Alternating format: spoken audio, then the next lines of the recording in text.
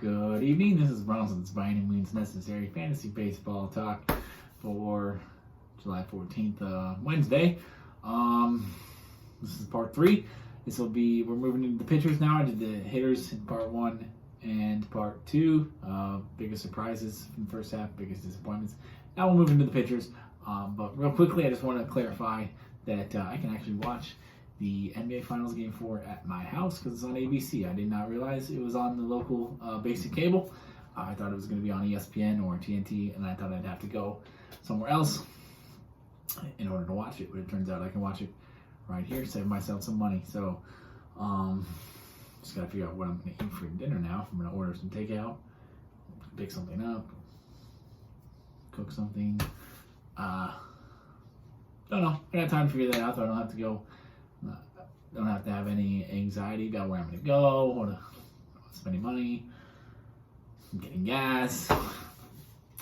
So yeah, that's cool. But let's get to the pitchers. Let's start with the. I think I want to do the disappointments first. Let's do the top 10 biggest pitching disappointments from the first half of the 2021 fantasy baseball season. Again, as was with the hitters, there's no particular order here, and I'll probably talk a little bit about why they're disappointments, instead of just giving you a straight bullet list. I would say, if I just did that straight bullet list, I would probably save about 10 minutes on this video, but, like,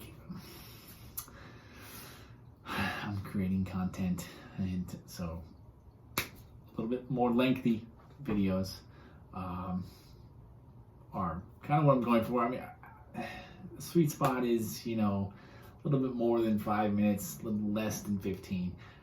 That's quite a big bit of leeway, but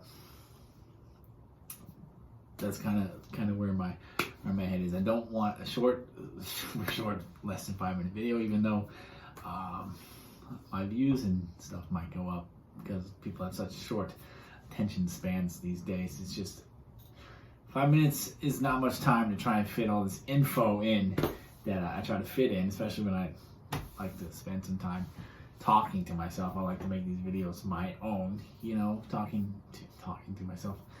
I am kind of talking to myself, but talking about myself, keeping you updated on my life, no matter how mundane things may be sometimes. But speaking of life, at work, I'm not really getting. I guess I shouldn't. It's not a promotion, really. It's not even more responsibility. I'm just getting a little thing on my badge. It's an E. It's going to be on, instead of my badge being blank, it's going to have an E. It's going to allow me to be an escort. So when we get new hires, I will be the one who will be able to show them around, teach them the job, escort them around the airport while they are waiting for their badge.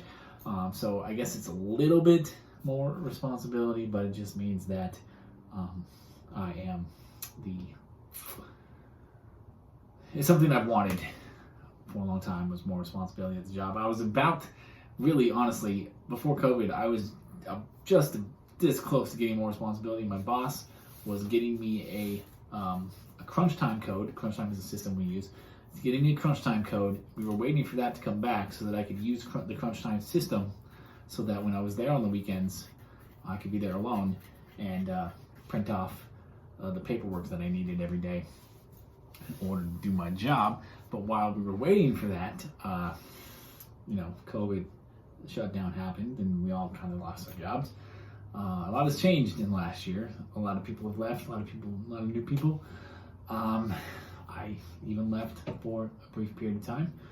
And now I'm back, and I'm getting more responsibility upon returning, and I'm happy with it. Even it's not going to necessarily give me more money now, but in the future it might, and I'm happy and I'm proud of myself to be the person that they're going to rely on to train the new people to do my job and stuff like that.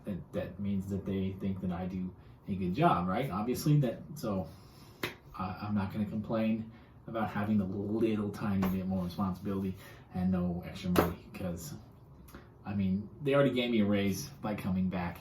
that I wasn't really expecting. I was thrilled to get. So I'm not going to complain at this point in time.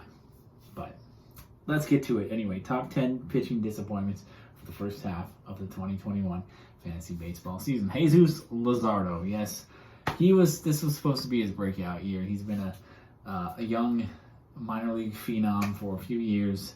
He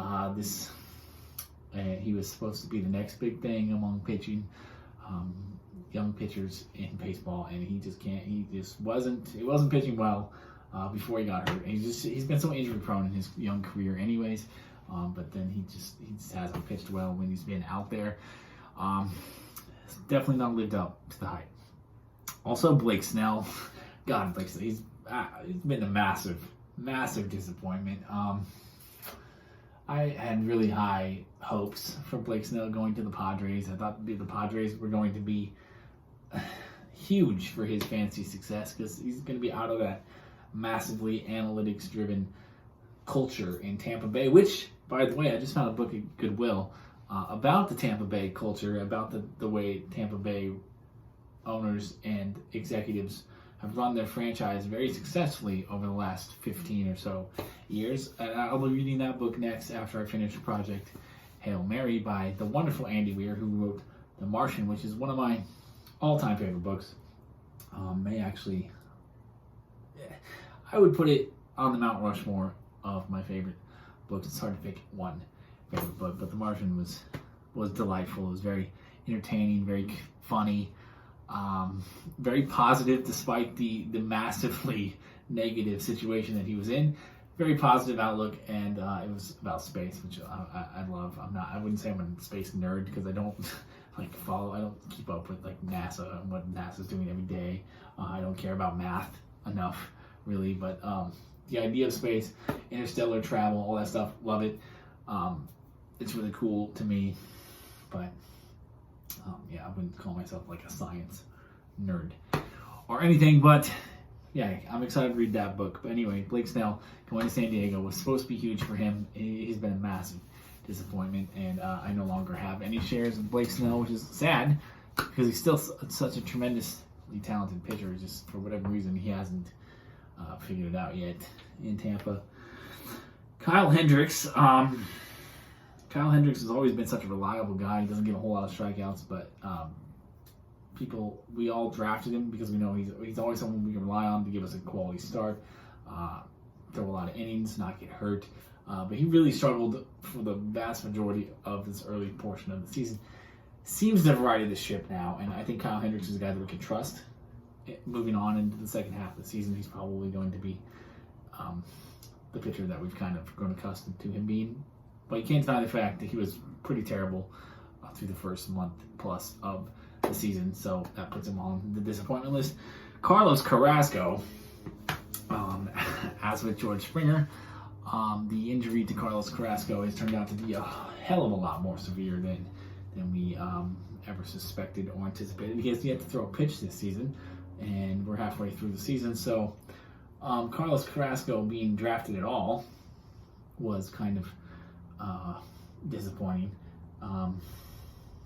He was only supposed to be, I recall it was supposed to be a month tops that he was out, and it's been a lot longer than that, so that's why his injury is getting him on the disappointment list.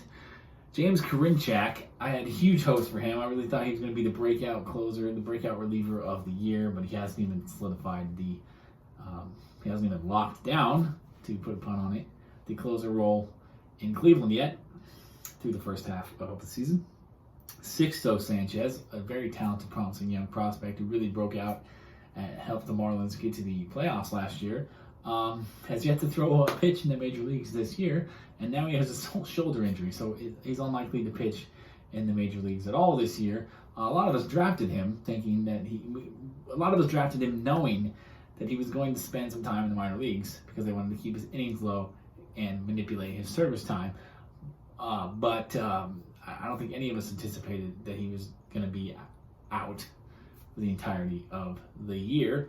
And I probably held on to Sixto Sanchez far too long, and we all overdrafted Sixto Sanchez, I think it's safe to say, at this point. Luis Castillo, there's another guy who I did not believe in coming into the year, but then stupidly I drafted him anyways in the third, fourth round because I was like, you know what, I know he's talented. He gets a lot of strikeouts. He throws a lot of innings. He's reliable in that way. So I was like, you can never have too much good pitching. And I anticipated him having a good, decent year, but I thought he was being way overdrafted. And I think that the results have proven that he was massively overdrafted by maybe like 10 rounds. He should have been down, instead of up in the top 40 where he was getting picked, he probably should have been down in the 90s to the hundreds, 10th, 11th round area, kind of where Zach Greinke was going. And Zach Greinke is another guy who's not on this list, but he's definitely starting to show his age. Patrick Corbin, a lot of us were anticipating a bounce back year for Patrick Corbin because he's been a very talented pitcher for the majority of his career, but that has not materialized so far in this first half. And at this point, I think it's a little unlikely that he does fully bounce back, become the pitcher that he was just a couple of years ago, helped lead the Nationals to a World Series championship. He's still ownable, still definitely a guy you want to stream when the matchup is favorable, but he's not a guy that you want to be carrying in your rotation for the entire length of the season. Brady Singer, a guy that I personally believed in, had high hopes for. I know he wasn't on a lot of people's radar. He wasn't a guy that a lot of the experts, so-called, had pegged for a breakout year, and it turns out they were probably right, and I was wrong. And I will openly admit that here in this video, but Brady Singer is a guy that I still believe in long term. I still think if you play Dynasty Baseball, Brady Singer is a guy you should definitely be trying to buy low on. I think he's going to be good, but just we might have to be a little bit more patient than I originally anticipated. Personally, he's not going to become a fantasy ace. He's not going to be a guy who leads you to a fantasy championship this year. And lastly, Nate Pearson. He's really only thrown one game in the major leagues this year. He's another guy who had a whole lot of hype, along with Jesus Luzardo. And in his one start this year, he was terrible. He's been completely outshined by Alek Manoah on the Blue Jays' young pitching staff. And Nate Pearson, at this point, we'll be lucky to see him start another game this year. He may be a guy who moves full time to the bullpen, and whether that ultimately ends up being long relief, or if he becomes a guy who you use in more high leverage situations down the line, could ultimately be a closer. He's an interesting piece in a dynasty format, but in redraft, I think he's pretty useless in 2021. So that's 10 most disappointing pitchers of the 2021 first half of the season. Again, I'm doing pretty good at keeping these videos around the same length, 14 minutes. But if I want to do that, I'm gonna have to cut it short here. I think the basketball game is starting here shortly. I don't know if I'm gonna be able to get part 4 out before that starts. So I'll get you part 4 either later tonight after the game, during halftime maybe, or tomorrow, because I have another day off tomorrow and I'll have all the time in the world to do this. So thank you for watching. Blessed day as always. Peace, love, and nacho fries.